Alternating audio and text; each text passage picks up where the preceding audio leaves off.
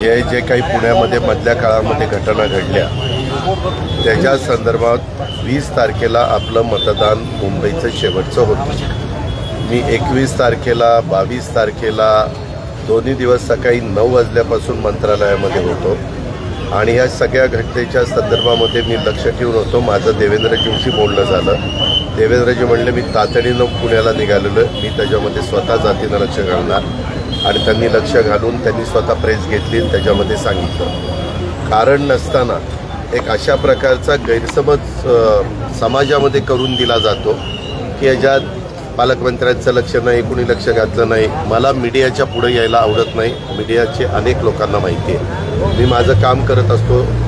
आजही 21 तारखेला सकाळी 9ला त्या मंत्रालयात चेक करायचं की अजित पवार 9 वाजता मंत्रालयात होता की नाही आणि माझं कामं काय चाललेली होती। एक तर ह्याच्यामध्ये कुठल्याही राजकीय पक्षाचा हस्तक्षेप, राजकीय व्यक्तीचा, मी चुकून पक्ष म्हणलो, राजकीय कुठल्याही व्यक्तीचा हस्तक्षेप होऊ न देता ही घटना अतिशय गंभीर आहे।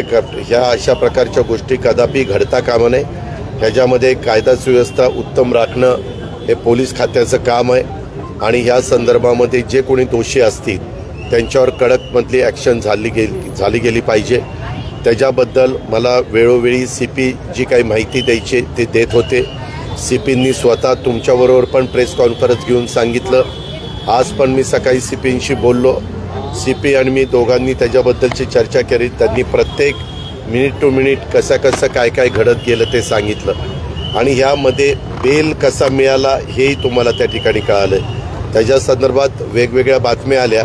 आता बेल न्यायालयाने का द्यावा हा न्यायालयाचा प्रश्न आहे, परंतु त्याच्या संदर्भामध्ये पुढं सगळ्या गोष्टी ज्या काही कडक भूमिका घेऊन घ्यायला पाहिजेत तशा पद्धतीनं घेतल्या गेलेल्या आहेत। ह्याच्यात कुणीही राजकीय हस्तक्षेप केलेला नाही। ह्याच्यामध्ये पूर्णपणे पारदर्शकता ठेवण्याचा प्रयत्न झालेला आहे आणि त्याच्यामध्ये स्वतः राज्याच्या गृहमंत्र्यांनी पण लक्ष घातलंय, राज्याच्या मुख्यमंत्र्यांनी पण लक्ष घातलंय आणि मी पण स्वतः पालकमंत्री म्हणून पहिल्या दिवसापासून, म्हणजे ही घटना घडलेली माझ्या कानावर आली तेव्हापासून माझं पण त्याच्यामध्ये बारकाईनं लक्ष आहे। दुसरी गोष्ट, त्याच्यात कुठल्याही प्रकारे काय होतं, काही त्याची तीव्रता कमी झाल्यानंतर त्याच्यातनं मग त्याला फाटे फुटतात। तसं न होऊन देता ताबडतोब पुण्याच्या परिसरामध्ये काही ठिकाणी अनधिकृतपणे मोठ्या प्रमाणावर पब संस्कृती वाढलेली आहे, ते जोरात त्याच्याबद्दलची ॲक्शन ही सुरू करण्यात आलेली आहे। आम्ही मंत्रालयामध्ये बसून त्यावेळेस एक तर 17 ते 18 लोक बेकायदेशीर अनधिकृत होल्डिंग पडल्यामुळं झालं। त्याच्यातनं स्वतः चीफ सेक्रेटरीने आदेश काढले, सगळ्यांना ते आदेश गेले, सगळ्या विभागीय आयुक्तांना, सगळ्या कलेक्टरांना, की अनधिकृत जिथं होल्डिंग लागलेले असतील, विशेषतः ते शहरी भागामध्ये असतात, त्यावर तातडीनं कारवाई करा। ती कारवाई ऑलरेडी सुरू त्या ठिकाणी झालेली आहे। ते झाल्यानंतर त्यांनी अनधिकृतच्या बद्दल पुढची पण सगळी कारवाई करा अशा प्रकारच्या सूचना दिल्या, त्याची पण कारवाई सुरू झाली।